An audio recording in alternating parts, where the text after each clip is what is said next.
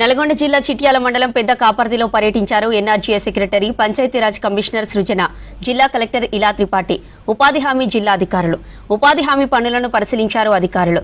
కూలీలతో మాట్లాడి వారి సమస్యలు తెలుసుకుని సలహాలు సూచనలు చేశారు ఎన్ఆర్జీఎస్ సెక్రటరీ. ఎండ తీవ్రత, వర్షాలు పడకపోవడంతో పనుల్లో ఆలస్యం జరుగుతోందని, అందువల్ల వేతనం తగ్గుతోందని సెక్రటరీకి తెలిపారు కూలీలు. ఎండ తీవ్రతను అధిగమించడానికి తొందరగా పనులకు వచ్చి ఎండ ఎక్కువ అయ్యే సమయానికి పనులు పూర్తి చేసుకోవాలని కూలీలకు సూచించారు సెక్రటరీ.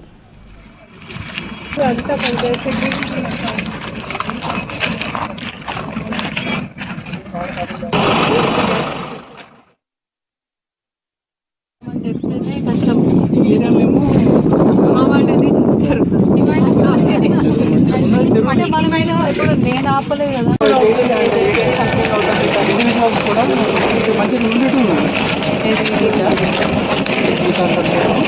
అది వేరే కమ్యూనిటీ వాళ్ళ ల్యాండ్స్ ఉంటాయి.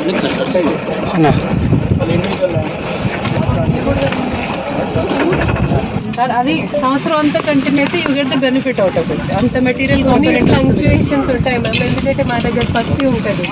స్లాగడ్ నెక్స్ట్ మళ్ళీ కింద వచ్చి స్లాగడ్ వస్తుంది. సో దట్ వేరే తెలుసు ఎవ్రీ పని వాళ్ళకి మెజర్మెంట్ 2 meters పొడవు చెప్తాం మేడం, వెడల్పు 1 meter.